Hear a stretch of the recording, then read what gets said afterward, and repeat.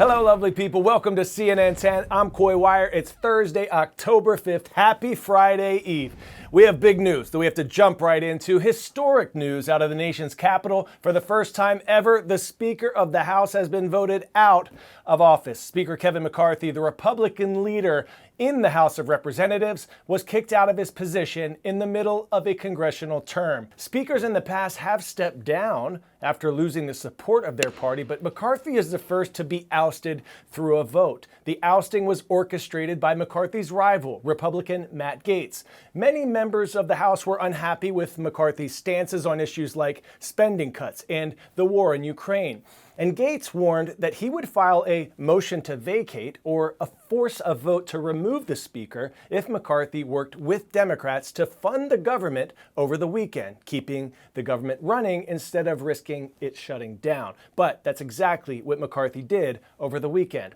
Over a century ago, Republican Speaker Joseph Cannon faced a similar situation and basically dared his critics to vote him out. Cannon survived that showdown, marking the first time the House even thought about removing a speaker. Former House Speaker John Boehner also faced a threat back in 2015, but he didn't wait for the vote. He decided to retire early instead.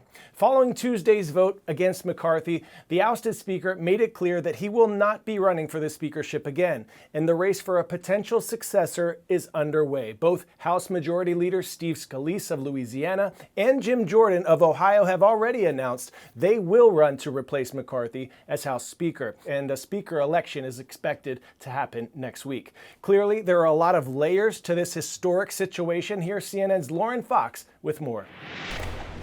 Former House Speaker Kevin McCarthy vowing not to run for Speaker again. After an unprecedented vote Tuesday plunging the House of Representatives into chaos. The motion to vacate was filed by Representative Matt Gaetz, who along with 7 other GOP members voted to oust the Speaker. With Democrats' votes, the motion passed, 216 to 210. McCarthy's speakership was the third shortest in history and was plagued with GOP infighting over spending cuts, border security, and providing aid to Ukraine. Now the race is on for House Republicans to elect a new speaker, as another possible government shutdown is 44 days away. Several names have emerged as possible contenders for speaker, including House Majority Leader Steve Scalise. No one really knows who has the votes. So now we're going to go through that exercise right now and see who has our support. One person not interested in the job is Gaetz. Are you putting yourself forward for the speakership? Absolutely not. I have no desire to be speaker. McCarthy, for his part, says he has no regrets about his tenure as speaker. I don't regret standing up for choosing governance over grievance. It is my responsibility. It is my job. 10-second trivia. The Mississippi River starts in Minnesota and ends in which state? Mississippi, Louisiana, Texas, or Alabama? The Mississippi River ends where it starts, flowing into the Gulf of Mexico, and that is in Louisiana, where we're headed next.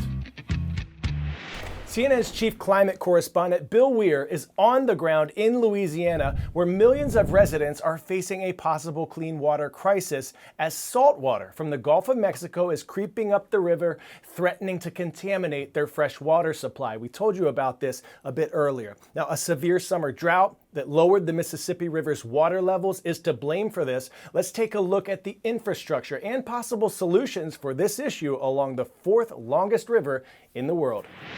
In South Louisiana, folks are plenty familiar with saltwater that moves at the speed of a hurricane. But now they must also worry about saltwater that creeps, steady and invisible, toward the crops, machines, and drinking water systems of almost 1 million people. I happen to be one who believes in the power of prayer. I'm going to ask for people to pray for rain. After a second straight year of extraordinary drought, the not-so-mighty Mississippi is too weak to hold back the Gulf of Mexico. So the heavier saltwater is running downhill towards New Orleans in the shape of a wedge, with the toe about 15 miles in front of the kind of inundation that could threaten the health of the vulnerable and destroy everything from lead pipes to appliances.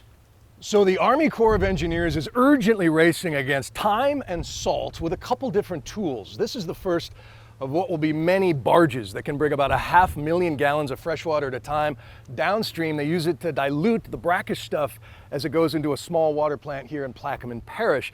The Corps says they can move 36 million gallons a day, but even that wouldn't be enough to save the New Orleans water supply. So they're already talking about maybe building pipelines to prop up that water system. In the meantime, the Corps is also building a big sill, like an underwater speed bump, to try to slow the wedge as it moves inland.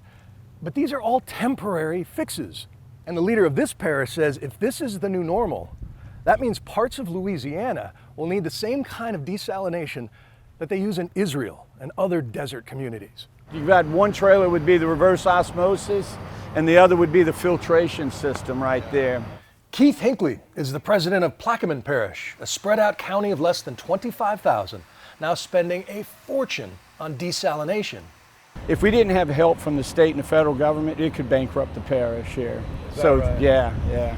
Because we're probably right now about $33 million in on this situation. No and kidding. like I said, we're a small parish. Just this summer, just this wedge. Yeah, just because of this wedge. Wow. Yeah. This is land that's familiar with hurricanes and this flooding, not yeah. droughts and wildfires. Right, How right. do you reconcile these Well, things? because like you say, when you look this way and you look that way, you're looking at water. We're in the middle of water, but we're in the middle of the wrong kind of water, and that's why we're needing these kind of machines. There is hope El Nino will bring rare October rain, but this battle could last months, with the latest forecast putting the wedge close to New Orleans in the next 3 weeks. Next up, some news about high-tech helpers, medical robots that can step into risky or dangerous situations to help medics so that they are kept out of harm's way. This tech has several advantages, like being able to work for extended periods of time and reach places doctors might struggle to get to. But there are also plenty of questions. How much will this tech cost? And at what cost? Can or should these robots replace a trained human? Take a look. Spread out. I'm Dave Handelman, Senior Roboticist at the Johns Hopkins Applied Physics Lab. We're collaborating with the Army on medic robot teaming. We look to apply robots to perform tasks that are dull, dirty, or dangerous. Medics, for example, often have to deal with multiple casualties, and we want to figure out ways in which robots can help. Spot, go find another casualty, send me his vital. For example, robots can carry special sensors, find casualties, gather vital sign information, and relay that back to the medic and allow them to make better decisions for triage. Here, Spot. We're exploring tasks like bag valve mask ventilation. We're also looking at how robots can pull casualties out of harm's way. So here's Spot, the four-legged robot. So there are sensors all around it. It also has a manipulator to grab things. Voice commands, active, stand, come. We use both speech and gesture to communicate with the robot. In our teaming experiments, people wear augmented reality headsets, and they see information that's been transferred from the robot to them. These technologies, artificial intelligence, augmented reality, robotics, they will allow medics to do more over longer periods of time.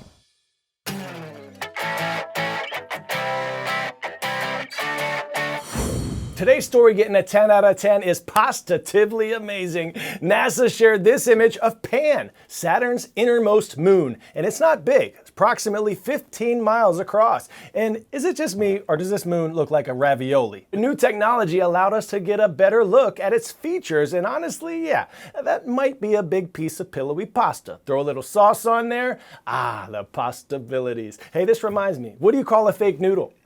An impasta. Shout out is going to Chipley, Florida today. They see me rolling at Rolac Middle School. Let's go. Thanks for subscribing and submitting your request on our YouTube channel for a shout out. Here's your Random Thought Thursday question.